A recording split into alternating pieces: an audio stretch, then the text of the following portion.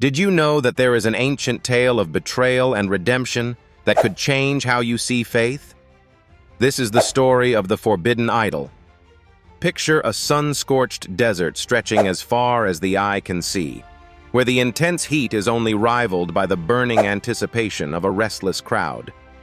Their leader, the one they looked up to for guidance, had been absent for what seemed an eternity, and in this desperation, a rebellion was brewing. Meet the Israelites, a people torn from the shackles of slavery, wandering the wilderness to find a promised land, a beacon of hope and freedom. They had witnessed miracles, splitting seas and divine manna, yet doubt began to gnaw at their heartstrings as their shepherd, Moses, was lost in the mists of a distant mountain. With wise counsel temporarily unavailable, a once devoted people clung to fear and whispers of the unseen.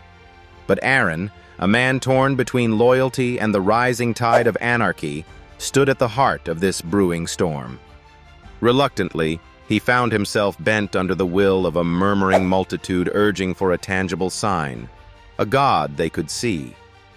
Therefore, the golden calf was born, an idol sculpted from the shimmering offerings of the people, a misguided symbol of security. But as they reveled in false clarity, one man was upon the summit in divine communion. Moses, in his mighty solitude, clutched transcendental words inscribed upon stone, only to descend to find unimaginable chaos below. But would this test of faith break him or merely refine his purpose? Imagine standing amidst a throbbing throng of celebrants, dancing and chanting around the gleaming calf. Moses' heart grew heavier than the stone tablets that he could barely carry. But instead of despair, his path illuminated with righteous fervor. He raised his voice, not in vengeance, but in unyielding conviction. His words cut through the clamor like a divine sword. "Whoever is on the side of the Lord, come to me." So what happens when unwavering belief is pitted against the intoxicating lure of the physical? The crowd, snapped from deluded reverie, blinked into realization. Slowly, the loyal gathered around Moses, and the stark difference between them and the stubborn faded. Yet, this tale does not end in simplicity of black and white justice. For in a moment of divine compassion, those who sought forgiveness were uplifted, redeemed by the same mercy that shaped their nation. Through trials of fire, the Israelites learnt the indelible value of faith untethered to idols. But what became of Aaron, the reluctant orchestrator of infamy? He lay prostrate with regret, yet he too was embraced with forgiveness, a reminder that redemption is woven into the very fabric of divine plans.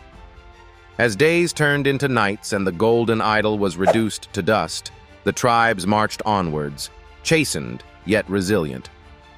Through strength and humility, they wove a tapestry of identity, each thread representing the multifaceted struggle between doubt and devotion. Do we not, even today, find ourselves sculpting golden calves of our own, prone to worship what is fleeting and tangible? The allure of transient security confronts us, but the tale of Moses whispers through history with a profound reminder. Our paths forge ahead not on things of gold, but on the fortitude of faith that acknowledges unseen truths. The forbidden idol remains a symbol, sparking reflection, beckoning us to ponder our inner journey. By the video's end, you'll look at the concept of idolatry differently, understanding it is less about the object and more about the heart's orientation towards enduring truth. So as you reflect on this timeless account, consider, what are your golden calves, and how can faith, limitless and sturdy like an unyielding rock, guide your wanderings in the wilderness of life? Perhaps, much like them, your desert journey is the crucible that forges a faith invincible through trials.